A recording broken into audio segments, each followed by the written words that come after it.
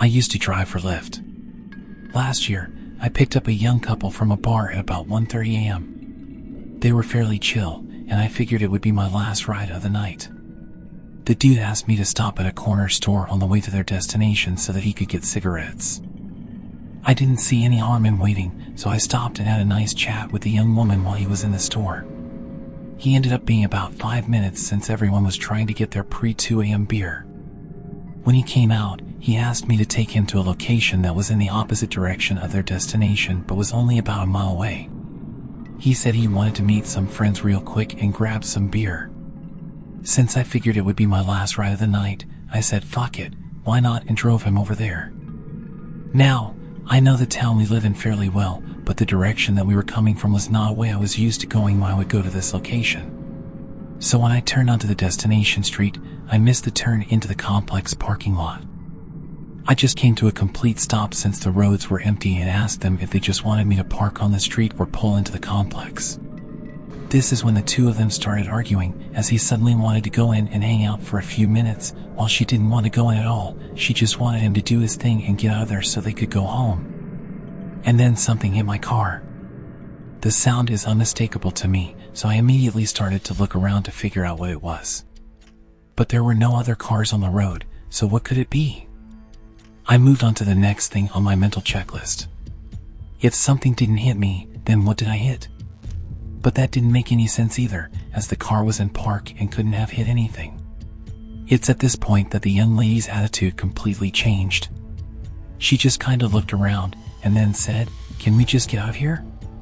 It hurts and I want to go home." This was odd to me, as she'd been sitting in my car for about 10 minutes at this point and hadn't said a word about any kind of pain. Now she's saying it hurts and I can't move. She put her hand to her back and pulled it out covered in blood. What the fuck? So the guy starts freaking out, thinking that something in my trunk had exploded, but it was empty. As he reached over to tend to her, I noticed something white sticking out of the seat. This hadn't been there at the beginning of the night, so I asked him what it was. He pulled on it.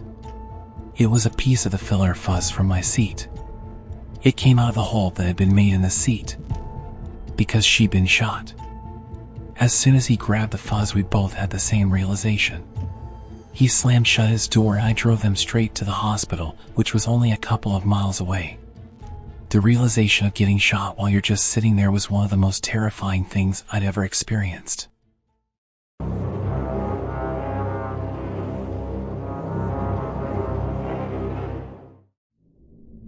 Let me tell you about this seriously messed up incident I had while driving for Lyft. It's the kind of thing that really makes me rethink my choice of work. So, there I was, just doing my usual Lyft gig, picking up passengers and cruising through the city. Everything seemed pretty normal until I picked up this guy. Nothing too strange about him at first glance. Little did I know that this ride would take an unsettling turn. We started off with some casual conversation, but then things got weird. Out of nowhere, this guy started showering me with compliments. Now, don't get me wrong, I appreciate a genuine compliment, but his remarks quickly crossed the line. He started flirting with me, getting more and more vulgar with each passing moment. As I continued to drive, I could hear strange noises coming from the back seat. Fast movements and heavy breathing. It sent shivers down my spine, but I tried to remain calm and focused on the road.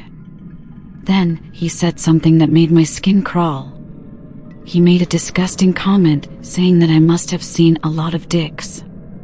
Something I wouldn't even dare to look back at. It was just too much to handle. In an attempt to escape this nightmare, I sped up, desperately hoping to reach the destination as quickly as possible. I just wanted this ride to be over. Finally, we arrived, and I came to a stop. The guy started laughing as if he had just won some sick game. I could hear the sound of him zipping up his pants, and then he got out of the car.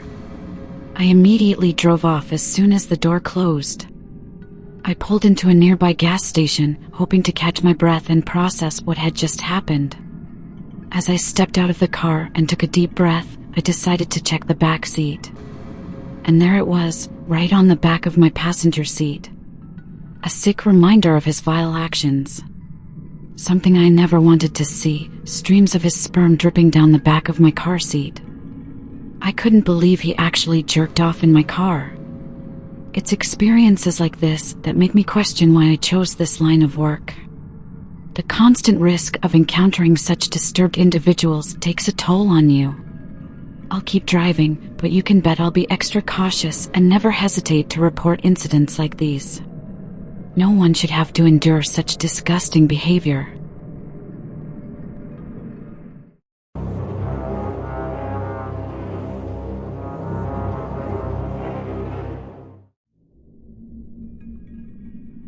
It was July 2017, and I had a fun night out with friends in Chicago. When it was time to head home, I ordered a Lyft on my phone. Little did I know that this decision would take me down a dark and horrifying path. I hopped into the car, and the driver's name was Angelo McCoy. I was pretty tired, so I dozed off in the back seat, assuming he'd take me straight home. But I was wrong. We weren't heading toward my place at all. McCoy had taken a detour and parked in a creepy, dimly lit alley. Suddenly, McCoy woke me up, and my hands were tied with zip ties. To make things worse, I spotted a glimmer of a knife in his hand. Fear paralyzed me. I couldn't believe what was happening. He positioned himself over me, a twisted grin on his face. My heart pounded like crazy as I begged and pleaded for him to let me go. But he didn't listen. He didn't care about my pleas. In that alley, I went through unimaginable hell. He violated me in ways that no one should ever have to endure. Each touch felt like my soul was being torn apart. The pain was unbearable, physically and emotionally. I felt shattered, completely broken. I screamed for help, hoping someone would hear me, but it was as if my cries disappeared into thin air. No one came. It was just me, alone and helpless, trapped in this nightmare. As his thrusts grew stronger, the car itself shook violently, echoing the cries that escaped from my lips. Overwhelmed by fear and pain, I tightly closed my eyes, desperately seeking refuge from the nightmare that was unfolding before me. With each forceful movement, the car rocked back and forth. The sounds of my sobs blended with the creaks and rattles of the vehicle. Shutting my eyes became an instinctive reaction, an attempt to shield myself from the horrifying reality. I hoped that by blocking out the visuals, I could somehow detach myself from the agonizing truth. Yet, even with my eyes squeezed shut, the images and sensations etched themselves into my mind. In the darkness behind my closed eyelids, I could still sense his presence, a malevolent force invading my space. He continued to inflict unimaginable pain, violating me in the deepest way possible. The car became a suffocating prison. As tears streamed down my face, a mixture of helplessness and anger welled up inside me. I longed for someone to intervene, to bring an end to this relentless assault. But the outside world remained oblivious, ignorant of the horrors unfolding within the confines of that vehicle. Eventually, he let me go.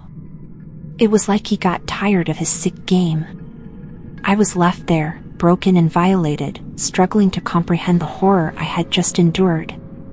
With whatever strength I had left, I gathered the courage to seek help and report the assault. It was a tough journey to heal, physically and emotionally.